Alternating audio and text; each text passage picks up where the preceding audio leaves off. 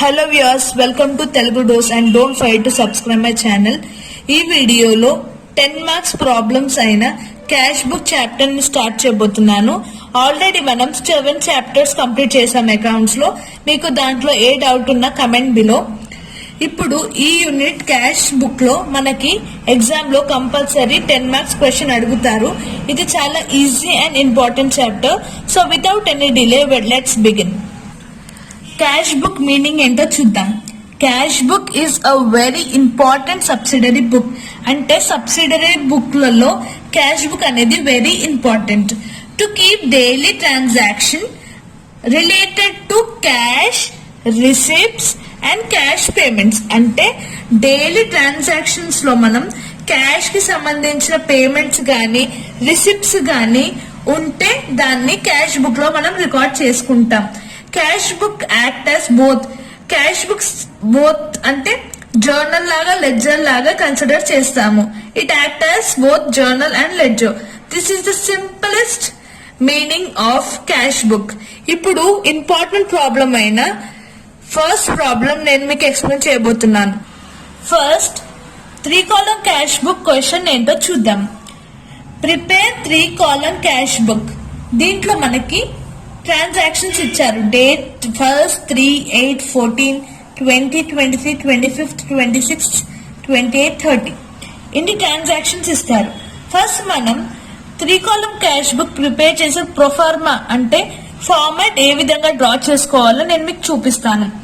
First మనకి format లో first date, particular, LF number, cash, bank, discount allowed. ఇది debit side లో చేసుకోవాలి. మీరు ఎప్పుడైనా క్యాష్ బుక్ చేస్తే ఇట్లా వర్టికల్ గా పేపర్ లో చేసుకోండి. ఇట్లా ఈ విధంగా హారిజాంటల్ గా రాదు, ఈ విధంగా వర్టికల్ లో చేసుకోండి. Date, particular, LF, cash, bank, discount allowed ఇన్ని కాలమ్స్ చేసినాక మళ్ళీ పక్కన same date, particular, LF number, cash, bank, discount receive. ఇది ఇక్కడ క్రెడిట్ అని రాసుకోండి, ఇక్కడ డెబిట్ అని రాసుకోండి. ఇది 3 column cash book format. You need to remember this. ఇప్పుడు మనం ట్రాన్సాక్షన్స్ ఏ విధంగా ఎంట్రీ చేసుకోవాలో చెప్తాను. మీరు ఇది కేర్ఫుల్ గా వినండి, ఎందుకంటే మీకు compulsory 10 marks question cash book అనేది మీకు వస్తుంది. ఇది 3 కాలమ్ క్యాష్ బుక్ వస్తుంది. దీంట్లో 2 కాలమ్ క్యాష్ బుక్ కూడా ఉంది, బట్ మీకు ఎగ్జామ్ లో అది అడిగారు, ఓన్లీ 3 కాలమ్ క్యాష్ బుక్ అడుగుతారు. So practice 3 column cash book. First transaction వచ్చేసి 2012 December 1st, cash in hand 12,000, cash at bank 8,000. ఎప్పుడైనా ఫస్ట్ ట్రాన్సాక్షన్ అంటే ఫస్ట్ డేట్ ఉన్నది మనం డెబిట్ సైడ్ లో రాసుకోవాలి. Cash in hand, cash at bank, debit side లో date రాసుకోవాలి. December 1st అని రాసి టు బ్యాలెన్స్ బ్రాట్ డౌన్ అని రాసుకొని క్యాష్ అమౌంట్ అంటే ఫస్ట్ ఉన్న 12,000 ఏమో క్యాష్ సైడ్ రాసేయాలి, 8,000 బ్యాంక్ అమౌంట్ ఏమో బ్యాంక్ లో రాసుకోవాలి. డిస్కౌంట్ మనకి ఏమి వేయలేదు. Remember first transaction hand, cash in hand అంటే హ్యాండ్ లో ఉంది క్యాష్, అందుకే క్యాష్ 12,000 రాసుకోవాలి. క్యాష్ అట్ బ్యాంక్ ఇది ఒకటే ట్రాన్సాక్షన్, బ్యాంక్ లో 8,000 టు బ్యాలెన్స్ బ్రాట్ డౌన్ అని రాసుకోవాలి. డిస్కౌంట్ ఏమి వేయలేదు కాబట్టి వదిలేయాలి. ఇది డెబిట్ సైడ్ లో రాశాను. Next move on to cash sales 6,000. Cash sales 6,000 అయితే ఎప్పుడైనా డెబిట్ సైడ్ లో రాసేదానికి 2 అని రాయాలి, క్రెడిట్ సైడ్ లో రాసేదానికి బై అని రాయాలి. యూ ఆల్ నో దాట్, ఎందుకంటే మనం లెడ్జర్ లో కూడా నేర్చుకున్నాం. క్యాష్ సేల్స్ మీకు అసలు డెబిట్ సైడ్ లో ఏం రాయాలో క్రెడిట్ సైడ్ లో ఏం రాయాలో గుర్తు పెట్టుకోవాలంటే నేను ఈజీగా ఒక ట్రిక్ చెప్తాను. ఇక్కడ రిసీవ్డ్ ఇంకా సేల్స్ అనే క్వశ్చన్ లో వస్తే డెబిట్ సైడ్ రాసుకోండి. Remaining all you need to write in credit side. Simple, ఈ విధంగా గుర్తు పెట్టుకోండి. ఇప్పుడు క్యాష్ సేల్స్, సేల్స్ వచ్చింది సేల్స్, అందుకే డెబిట్ సైడ్ లో డేట్ 3 అని రాసి 2 సేల్స్ అకౌంట్ రాసి అమౌంట్ ఎక్కడ ఇచ్చారు, క్యాష్ ఇచ్చారు, అందుకే క్యాష్ అమౌంట్ లో రాసేయండి. Simple. Next move on to 8th, received cash from Madhu, discount allowed. ఇక్కడ డిస్కౌంట్ అలౌడ్ కూడా ఇచ్చారు. రిసీవ్డ్ వస్తే నేను ఏం చెప్పాను, డెబిట్ సైడ్ లో రాసుకోవాలి. అయితే date 8th to Madhu account 5,800. Discount కూడా మనకు 200 ఇచ్చారు కాబట్టి డిస్కౌంట్ దాంట్లో మనం 200 రాసుకోవాలి అంతే. నెక్స్ట్ 14th వన్ లో రిసీవ్డ్ లేదు, సేల్స్ లేదు. సో మనం issued cheque to Hari 9600, discount received 400. అంటే దీంట్లో రిసీవ్డ్ లేదు, సేల్స్ లేదు. అయితే you need to write in credit side 2012 December 14 by which account? Hari account 9600, discount దాంట్లో 400 రాసుకోవాలి. సింపుల్ అంతే. ఇప్పుడు నెక్స్ట్ ట్రాన్సాక్షన్ వచ్చేసి 28 ట్రాన్సాక్షన్ లో పేడ్ కమిషన్ ఈస్ 500. ఇక్కడ రిసీవ్డ్ లేదు, సేల్స్ లేదు. సో మనం క్రెడిట్ సైడ్ లో రాసుకోవాలి. బై కమిషన్ అకౌంట్, దేంట్లో పేడ్ కమిషన్ బ్యాంక్ అని ఇవ్వలేదు అంటే క్యాష్ లోనే ఇచ్చారు కాబట్టి క్యాష్ లో మనం 500 రాసుకోవాలి. ఇప్పటిదాకా 14 ట్రాన్సాక్షన్ లో చెక్ అని చెప్పాడు. హరి చెక్ తీసుకున్నాడు, ఎక్కడి నుంచి? బ్యాంక్ లో నుంచి తీసుకున్నాడు కాబట్టి బ్యాంక్ లో రాసుకున్నాం. ఇక్కడ మనం ఉట్టి పేడ్ కమిషన్ అంటే బ్యాంక్ అని చెప్పలేదు కాబట్టి క్యాష్ లోనే రాసుకున్నాం. నెక్స్ట్ ట్రాన్సాక్షన్ వచ్చేసి a check receive from Govind ఎంత? 3500. అలౌడ్ హిమ్ డిస్కౌంట్ ఎంత? 500. అంటే గోవింద్ చెక్ రిసీవ్, నేను చెప్పినట్టు రిసీవ్డ్ వచ్చింది కాబట్టి డెబిట్ సైడ్ లో మీరు డేట్ రాయండి. 23 డేట్ రాసి టు గోవింద్ ఎంత? 3500. అంటే చెక్ రిసీవ్ చేసుకున్నాడు.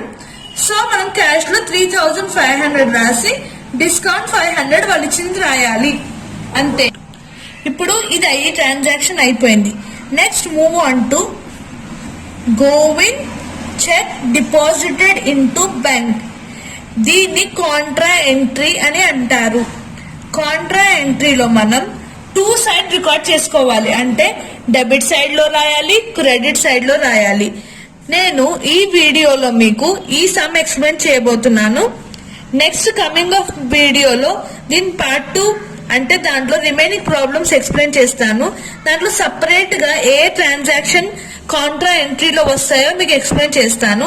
ఇప్పుడు కాంట్రా ఎంట్రీలో ఫస్ట్ మనం గుర్తుపెట్టుకోవాల్సింది చెక్ డిపాజిటెడ్ ఇన్ బ్యాంక్ అంటే కాంట్రా ఎంట్రీ. 25th రాసి డేట్ టు క్యాష్ అకౌంట్ అంటే కాంట్రా ఎంట్రీ కాబట్టి ఇక్కడ ఎల్ఎఫ్ నంబర్ లో కాంట్రా ఎంట్రీ అని పెట్టి 3500 అమౌంట్ రాసుకోవాలి. నెక్స్ట్ రిమైనింగ్ అకౌంట్ ఏంటంటే 25th date by bank account రాసి 3500 అమౌంట్ రాసుకోవాలి. That's all. ఈ విధంగా ఇక్కడ by bank account Contra entry అని రాసి 3500 రాసుకోవాలి. ఇక్కడ మీరు చూసినట్టయితే గోవింద్ చెక్ డిపాజిట్ ఇక్కడ ఎంటీ ఉంది బాక్స్. ఎందుకంటే మన గోవింద్ ట్రాన్సాక్షన్ ముందే వచ్చింది కాబట్టి దాని అమౌంట్ 3500 మనకి ఇచ్చారు కాబట్టి ఆ అమౌంటే మనం రికార్డ్ చేసుకోవాలి. నెక్స్ట్ ట్రాన్సాక్షన్ వచ్చేసి 26th బ్రాడ్ ఫర్నిచర్. దీంట్లో రిసీవ్ లేదు, సేల్స్ లేదు కాబట్టి you need write in credit side. 26th buy furniture account 2000. ఇక్కడ ఇచ్చింది నో క్యాష్ అంటే బ్యాంక్ అని డీటెయిల్ గా ఇవ్వలేదు కాబట్టి you need to write in cash. Simple. Next move on to 28 దాంట్లో withdrawn from bank for office use.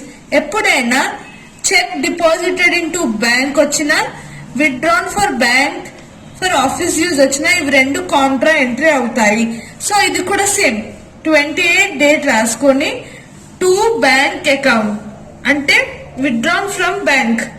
Bank is giving, ఇక్కడ మనం రిసీవ్ చేసుకుంటున్నాం అందుకే మనం టు బ్యాంక్ అకౌంట్ అని డెబిట్ సైడ్ లో రాయాలి.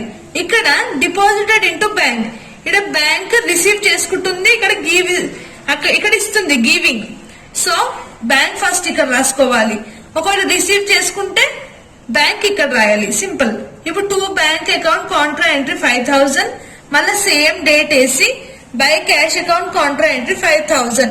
సింపుల్ అంతే. ఈ 2 ట్రాన్సాక్షన్ కాంట్రా ఎంట్రీ మనకి ఈ సమ్ లో ఉన్నాయి. ఫస్ట్ మీరు సమ్ స్టార్ట్ చేసే ముందు కాంట్రా ఎంట్రీ ఏంటో ఫస్ట్ మనం క్వశ్చన్ లోనే రాసుకుంటే ప్రాబ్లం ఈజీగా చేసుకోవచ్చు. రిసీవ్డ్ సేల్స్ అని వస్తే ఇటు సైడ్ రాసుకోండి. Remaining all you need to write here and identify what are the contra entries. That's all. Next third వచ్చేసి 30th కి శాలరీ పేడ్ బై క్యాష్. ఇది చెక్, ఇది రిసీవ్డ్ కాదు, సేల్స్ కాదు. సో మనం ఎక్కడ రాస్తాం? క్రెడిట్ సైడ్ లో బై శాలరీ. ఏం చెప్పారు? చెక్. చెక్ ఎక్కడ ఉంటుంది? బై చెక్ అంటే బ్యాంక్ లో తీసుకుంటాం కాబట్టి బ్యాంక్ లో అమౌంట్ రాసేయాలి. ఇప్పుడు ఈ సైడ్ టోటల్ మనం చేసుకోవాలి. ఇప్పుడు దీంట్లో టోటల్ 32,300 వచ్చింది. బ్యాంక్ 21,500, డిస్కౌంట్ అలౌడ్ ఏమో 700 వచ్చింది. వేరేస్ ఇక్కడ తక్కువ ఉంది అమౌంట్. అందుకే ఈ అమౌంట్ మైనస్ చేస్తే మనకి 26,300 క్యాష్ సైడ్ వస్తుంది. బ్యాంక్ లో 5,900 వస్తుంది. ఇది కాంట్రా ఎంట్రీ కలిపితే మనకి ఇంత అమౌంట్ వచ్చింది. తర్వాత ఈ అమౌంట్ ని మనం నెక్స్ట్ ఇయర్ లో 2 బ్యాలెన్స్ బ్రాడ్ డౌన్ అని రాసుకొని ఆ అమౌంట్ కింద రాసుకోవాలి. అంతే, సింపుల్. దీని టోటల్ సబ్స్ట్రాక్ట్ చేస్తే మనకి ఈ 2 వస్తాయి. You need to copy this problem. ఇది 3 కాలమ్ క్యాష్ బుక్. దీంట్లో నేను ఓన్లీ 1 ప్రాబ్లం ఎక్స్ప్లెయిన్ చేస్తున్నాను. నెక్స్ట్ వీడియోలో ఇంకా రిమైనింగ్ ప్రాబ్లమ్స్ ఎక్స్ప్లెయిన్ చేస్తాను. So stay tune. Thank you for watching and don't forget to subscribe my channel for more education videos.